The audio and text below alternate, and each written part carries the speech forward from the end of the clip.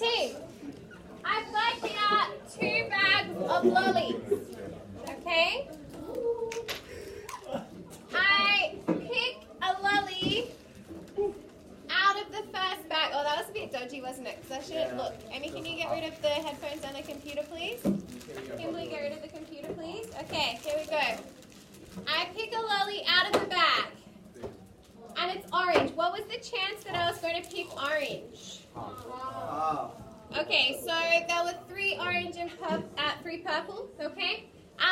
Now I'm going to pick one out of here. Oh, I keep wanting to look. Okay. I'm sorry, I am ruining it completely. Okay, and I got pink. What was the probability I was going to get pink? 2 out of 5. Okay, 2 out of 5. So, thank you. No, there are 3 reds. A poor color combination choice on my part. Okay, now tell me. No, there are 3 reds. I'll change it for the next example. Okay. What's the probability from the beginning that I chose an orange and a pink?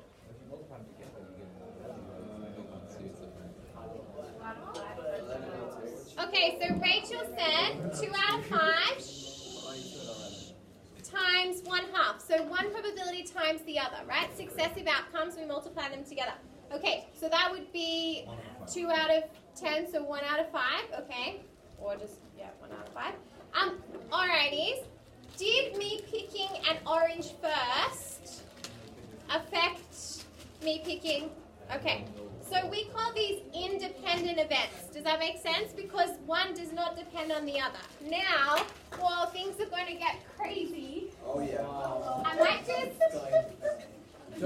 I'll remove the pink-red confusion. Okay. Whoa. Oh, no, wait. I don't want to have all the same. Okay. Let's go. Oh, let's go. Okay. Here you go. All right.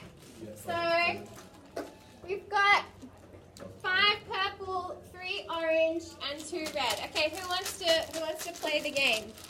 All right. Darren. Now, you can't cheat. No looking. Okay? What is that? So you're going to have to grab a lolly, okay? And then reveal it to everyone. So give it a bit of a shuffle so we feel like it's true, okay? Alright, grab one out. Okay, so Darren got a purple. What was her chance of getting purple? Ooh, can you? 5 out of 10. Okay, so there are 9 lollies left, so there were 10 altogether, 5 of them were purple. So there was a 1 in 2 chance that Darren was going to pick the purple. You can eat your purple lolly, Darren. Okay, now what's going to happen is Camden is going to pick a lolly. Now, does Camden have a 5 in 10 chance of getting a great flavor? No, because this is called a dependent event. Again, this is good. You got to shuffle it around a bit, okay? What was her chance of getting purple? 4 out of 9. So what was the chance that both lollies chosen were going to be purple? 40 over 9 times 5 over 10. How did you work that out? Approximately 20 over 9. How did you work it out? Okay, so 5 out of 10. Team. The probability at the beginning. 10 over 45. Times, then there were only 9 left. And how many purples were left? 4. Stress. Okay. So 2 out of 9. Okay. I'm just putting it out there. Pretty much if you get that, you're almost set for this topic. Okay? Just saying. I did it. Okay. Good job. Good job. Okay. Should we just start revising the test No. I need to teach you this. Okay. So, two events are independent if the outcome of each event is not affected by the other. Okay, so the first situation, the lollies were in separate bags, okay, and picking a lolly out of one bag, is not affected. Thank difference to my second choice. Okay? So this means that Isn't it affected with an E? no, I think it's an A. But isn't A when it's to do with emotions? Uh, I'm so confused. A is a verb. it's verb and noun. Let's talk about English and maths. Affected is Please. Oh, yeah. I think it's A. You can't have affected. Look, I'm reading It's the effect. Is that the noun? spelling words, right? Yeah. Okay. But do you know, it makes me feel better that other people struggle with that themselves. Okay. I feel like I go to Kansas and I'm like, just a grammar question. Okay. So the probability of both events together, okay, is the same as them separately. Yeah. So it doesn't make any difference.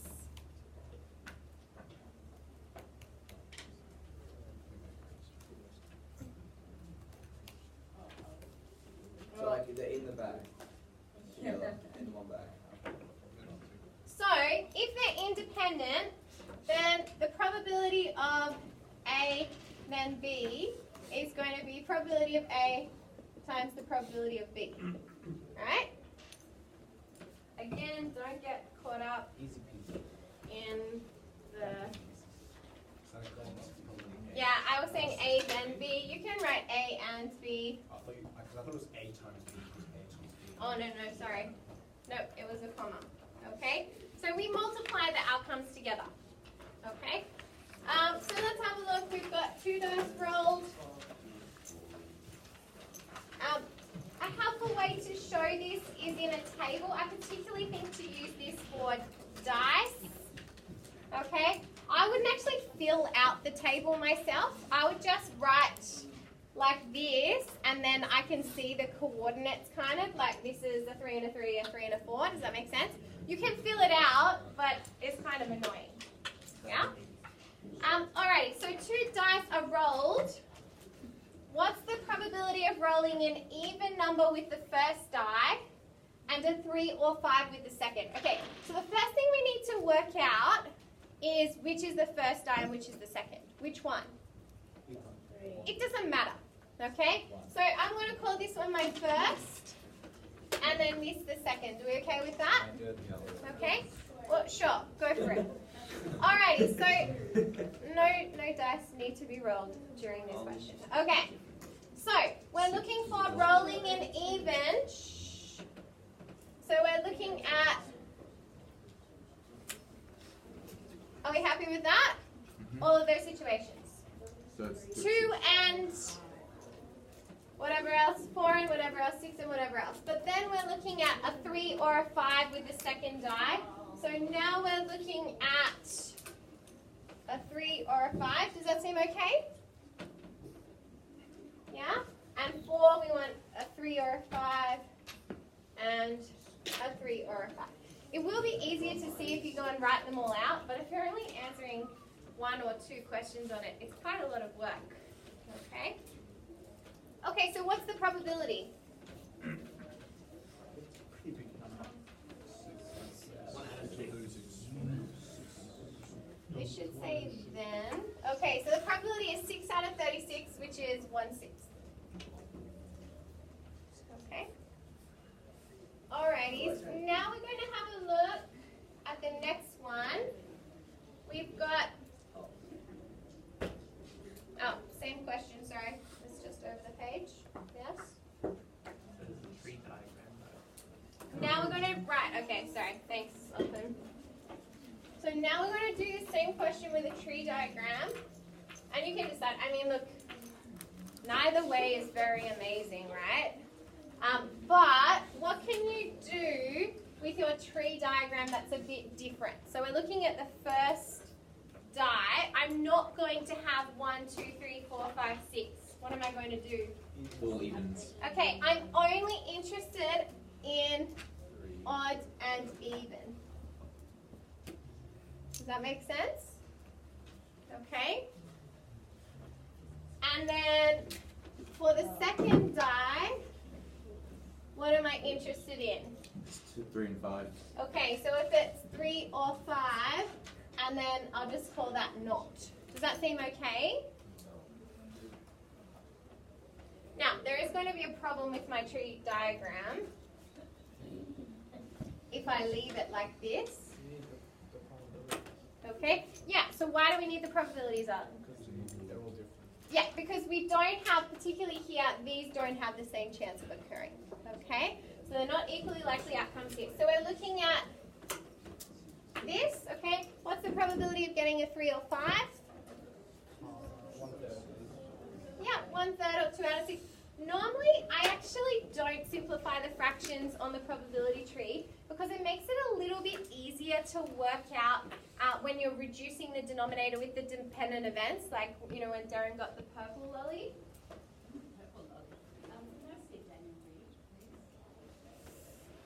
I can allow it. Okay, so now if we have a look at this, I mean, which one is easier? Like, it doesn't really take you very long to draw up that, you know, with the 6s. I think I prefer the tree diagram in general. Okay. So how would we work this out now? Probability of even and then 3 or 5. What do? We don't add them together? Okay, so we look at even and then 3 or 5. So that is a half times 2/6 or a half times a third, which is 1 out of 6. Okay? Simple. Okay.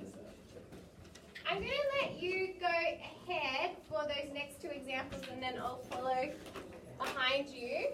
Okay?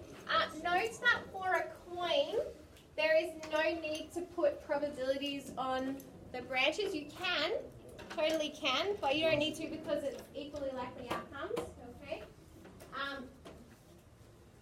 That previous situation, like we could have drawn a less friendly tree, but that one was much quicker for us.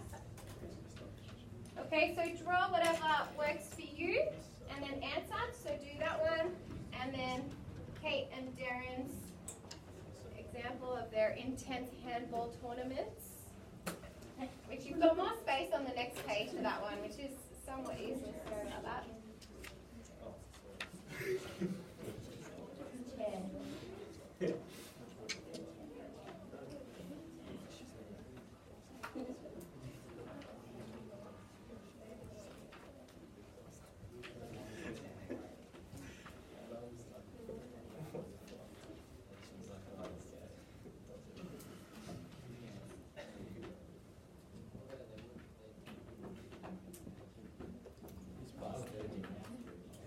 If you're drawing a tree that is much bigger than this one, I would be considering whether you're taking the right method there, okay? You shouldn't have to draw excessive probability trees, okay? I wouldn't expect them to be much bigger than this one, okay?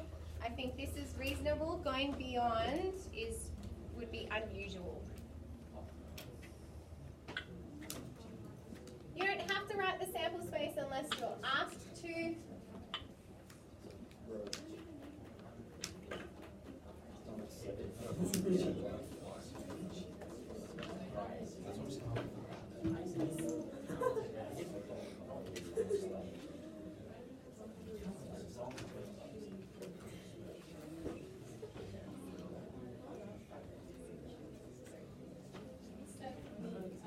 How does it look like fruit? Okay, so if you're having trouble with your tree, it may be that at the beginning your branches were too close together. Okay, so notice how I'm always giving myself quite a lot of room. Mine's kind of disgusting. That looks okay, but I think some of it is that you haven't kept the line going straight down. So remember, the length of the branches doesn't have to be the same. Try to get that straight line or that vertical line, okay, for your outcomes. They take a bit of getting used to, right? But once you get your method, they're very easy to draw and to keep tidy, okay? And it feels easier, I think, to do the questions then. So So 2 heads and a tail. When you've got your sample space, it's easier to see, but it is a little bit annoying to write that out if we don't have to.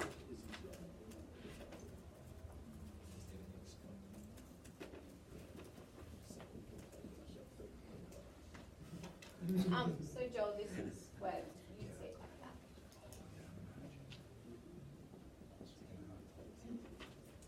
that. Okay, can someone explain to me, please, what does at least one head mean? Okay, it means 1 or more. So 1 head, 2 heads, or 3 heads. Now, how would you normally do this situation? Can anyone remember like the helpful strategy? Because you've done this before. 1 head, 2 head, and 3 heads is like, I don't really want to count all of them. It's the same as saying, sorry, Jamila? Yeah, so if you have a look, well, what it means is everything except no heads, right? So it's like not this, right? Probability of not 3 tails, which is everything. Remember how the total of the probabilities is 1 or 100%? Take away the one that you're not interested in, which is 7 out of 8. I mean, in this case, it's not that hard to count them, but it's a very useful strategy, especially when we're going multiplying along branches and adding them together. Instead of doing 5 branches when we only have to do 1, that's a big difference, okay? Can I go to the next? Yes. Okay, sorry about the space here, it's over the page, but like I said, a bit annoying. Okay, now, Kate and Darren, as you probably already know, have a severe rivalry on the handball court, okay? Oh, and the chess arena. So we've got, they play a game of handball and they play a game of chess, okay? So that's 2 events. So you happy with that, being 2 events? Kate tends to win 3 out of 5 sample rounds. She tends to, well, because She it's, might not. but it's experimental probability, right? So this is what happens on average, is what it's saying, okay? I know what you're saying. So if we have a look, we look at the handball, okay? What are my options on the tree diagram? Win or lose, okay? We're interested in winning and losing. It's not the greatest mentality that we look at in our probability. Okay, then we've got chess. What happens with chess? Okay, now, what's the probability, sorry, the problem with my probability tree at the moment? Other than it's wrong. Why is it wrong? Sorry, Sam? You can't play answer. Yeah, no. That's right. Why is this wrong? I just think so. Yeah, so this assumes that there is an equal chance of all these situations happening, but there isn't. Okay? So we know that Kate's chance of winning handball is 3 out of 5, which means Darren's chance is then, okay, are we happy with that? So there'll be complementary events. And then Kate only wins, though, 1 out of every 4. Okay? And so, sorry, I should actually clarify the way that I've drawn this probability tree. I could have had it as Kate, Darren, Kate, Darren. So I'm looking at this from Kate's perspective. Kate wins or loses. That's what we're looking at here. Does that seem okay? Okay. It actually, maybe should I change it to K and D? Might be easier to think about. No? Okay. Alrighty. Oh, sorry, Kate, for the last one. Find the probability that Kate wins both. Okay, so it is from her perspective. So how do we work that out? Probability of win-win. Okay, are we happy with this? So 3/5 times a quarter, and that's equal to 3 out of 20. Okay? Probability of lose-lose. 2 out of 5 times 3 out of Okay, so going along the losing branch, 2 out of 5 times 3 out of 4, which is you're supposed to answer in the following slide. It's just that it's on the next page. Dan, is this something that you're needing to do now? Yeah, I'm just checking if Mr. Sullivan. Okay, so that is also 6 out of 20, which is, 6 out of 20, which is 3 out of 10, so different. Okay, what does the next one mean? That she wins only at handball. It means that she loses in chess but wins the handball match. Okay, so she wins handball but loses chess. Are we happy with that? Okay, so sometimes the wording in the questions can be confusing. So probability, win, lose, I'm going to write it as. Okay, so we've got 3/5 times 3/4. If I'm doing this fairly quickly, if you're not sure, please ask a question. Okay, so I am assuming that you're remembering that you've seen this before. Okay, wins either handball or chess, but not both. Okay, so are we happy with that being a win and a loss? Yeah? So now we're looking at our 2 branches. Okay, so probability of a win and a loss.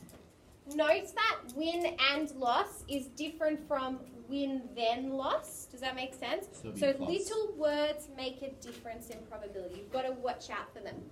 So yes, we are going to add. So we're looking at the top branch, 3/5 times 3/4. Which is. So we multiply along the branches, but then to combine 2 branches together, remember that we add them. Yeah? The same as So C. plus 2/5 times 1/4. Yes, that it is. And has someone got that? Yeah, 11 out of 22. 11 out of 20. Thank you.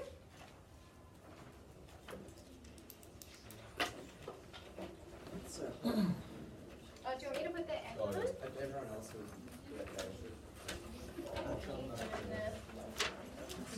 Actually, I think someone's borrowed it. Amy, do you mind just going into Mrs. Stash's room and asking for the Econ remote? I think she might have borrowed it. Okay. Yes. So is the board. I need to get a new rubber. It's just pushing around the board. Alright, team. We're doing a great job. We're almost done. Okay. So this is just another bit of slightly new notation. Okay. So when we're finding the probability of an event, knowing that another event has occurred, okay, what we do is we write this notation. Wait, what did I want to say? Okay. To mean given. Is that just a line or one? Yeah, it's just a line. I'll show you how I write it, okay? Now, if these events are independent, again, please don't get bogged down in the formula things, okay? We would say that the probability of A given B, okay, is the probability of A times the probability of B. Yeah? Oh, sorry. We're just looking at the probability of A. So it's just the probability of A. Okay, so what we're talking about is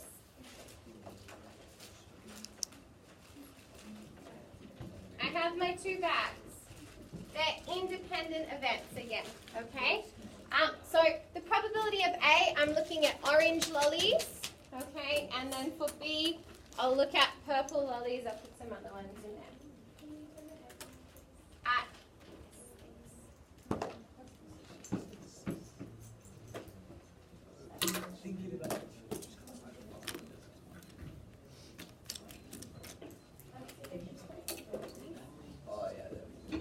Okay, so please always ask. Okay, so the probability of A is going to be the probability of getting a pink, okay? The probability of B is going to be getting an orange. So we're looking at pink and orange, okay? So A, don't write this on here because it's not specific. Okay, pink, B, orange. Okay? Now, the probability of A given B means B has already occurred. So what's happened is I've picked this out and I have an orange. Does that make sense? Okay? So this has already happened. Now what is the probability of me getting a pink from this bag given that I already got my orange? What's the probability? It's still the same as the, right? So nothing's changed. Okay? So it's just the probability of A. The same would be in reverse. The probability of B given A would be the probability of B. So this one means that, what was A? Pink, okay? I've picked out my pink already, okay? So the order feels funny because it's B given A, so this means that A has already occurred. I have a pink, okay? Now that I've got my pink, what is the probability of me getting the orange? It's the same as before. It makes no difference. Does that seem okay? Look, don't get worried about the notation. What you want to know is that this means the probability of A given B has already occurred. That's the important thing here, reading what that means.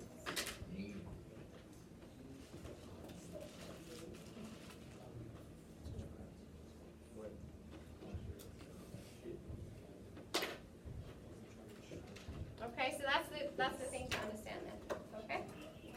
Alright. Last example, and then you can work on your homework. Okay? So have a go at this yourself and I'll follow behind you. I hope you're feeling like this is just a good revision, that it's just these little bits here and there that's new. Okay? But worth revising, because I have to say, in Year 10, generally, people do not perform particularly well in the probability topic, but it's really not very hard. So once you get your head around it, if you know the skills you need to know, this is a fairly simple or straightforward topic a lot of the time.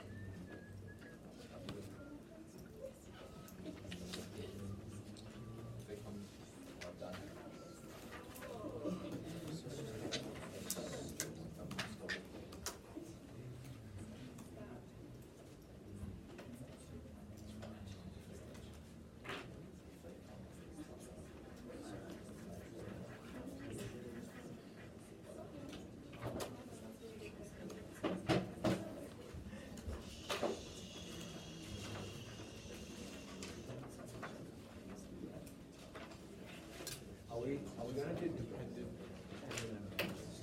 Sorry, no, not today. We'll do that on Monday.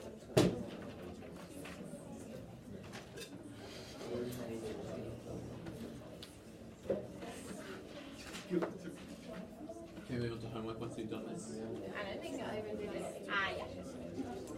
So,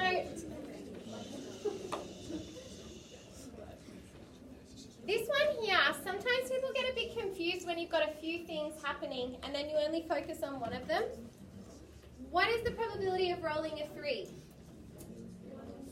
1 in 6. Now, if you have also tossed the coin and chosen a letter from the set A, B, and C, okay, out of all of those possible outcomes, there will still be a 1 in 6 chance of rolling a 3. So you don't need to address all the other events in that case, okay?